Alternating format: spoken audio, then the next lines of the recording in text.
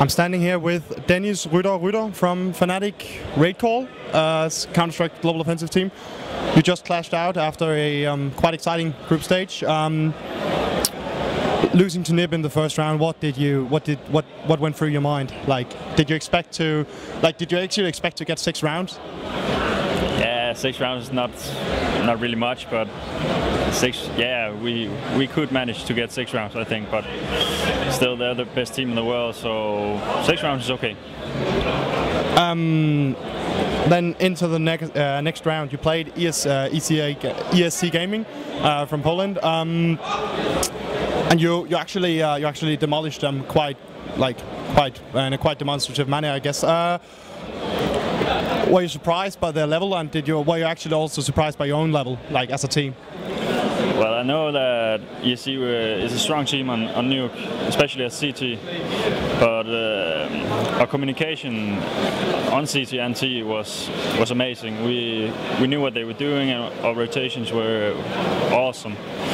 And well, first of all, I'm surprised that we won the match, because we've only played this game for 5 days. So yeah, we got huge potential. Yeah, indeed, I completely agree, by the way. In the last match, it was extremely close. I mean, like, I was watching the game myself, and I was like, this must be so nerve-wracking. I mean, what went through your mind, like when actually playing the game versus Mousesports in the last group stage round? Well, I had a good feeling on the T side. We were up like 7-2 or something like that, and I really think that the rounds, they weren't even close. They were to our advantage all the time, and unfortunately they got like 6 rounds during some bad communication, first of all, and maybe some stupid calls by me, I don't know. But yeah, and then we switched to CT. We lost the gun round, and then was one, and then it were 9-9, I think. Then we got the 3 next, and we're up 12-9, and then they somehow managed to unlock us. They knew what to do, and we have no good rotation on that map. The only map we know how to rotate on is actually Nuke, so yeah, maybe next time. Before the event, I read an interview with Fries at another website, who stated that it has been the worst preparations ever for Fnatic. But even though that you haven't had like any preparations at all, I guess, are you somehow dissatisfied with your with the final result? Would you, like, looking at the 3 matches, do you think that okay, we could actually have gone through? We just changed some minor things, or what's your take? Yeah, well, I think we could go through, because still we were up 12-9 in that match, where the winner would go through. But looking back, it's a really good wrestle for us, because we have only played this game for 5 days. But when you're up 12-9, you still have that feeling. Yeah, it was so close, and even though, okay, yeah. So I want to talk a bit about you and the reason, controversies might be a bit harsh word, but in the Danish scene, there's been a lot of talk about your role with Eyes on You and Fnatic and the whole Swift. Could you maybe talk us a bit through the progress? When were you contacted by Fnatic? When did you decide to leave Eyes on You actually, and stuff like that?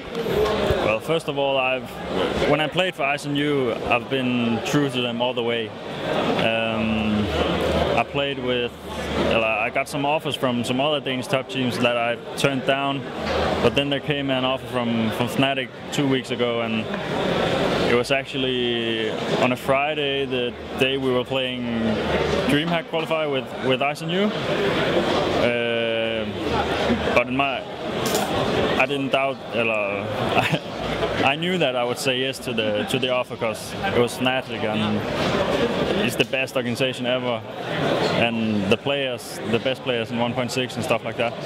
So have that in my mind. I did not underperform at the Dreamhack qualifier in Denmark, but still I won't say that I just couldn't turn down their offer. So I still have a bad feeling against ISNU for doing it, but I know that it's the right decision I made. So, well, yeah. So, if I understand correctly, you're actually still on some kind of like trial basis, you might say.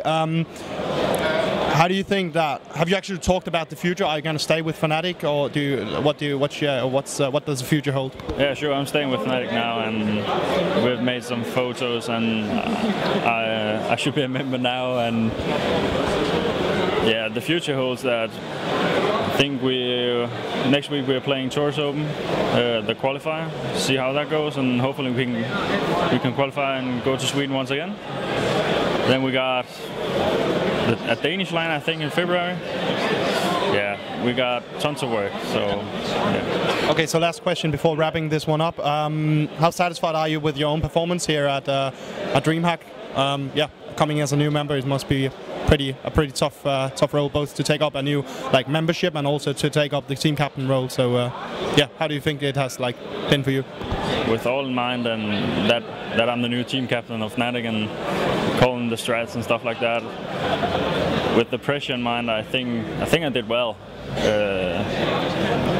Yeah, it's a big LAN, and yeah, in all, I think I did great. Yeah, thank you very much for this interview. I wish you all the best. I hope you qualify for Torben, of course. Any final words for fans and followers? I'd like to thank our fans for watching us and supporting us, and thanks to Rytter and SteelSeries for support and for all our sponsors. That was all for the interview here with Rytter from Fnatic. Do stay tuned to esplant.net for more coverage of Dreamhack Winter 2012.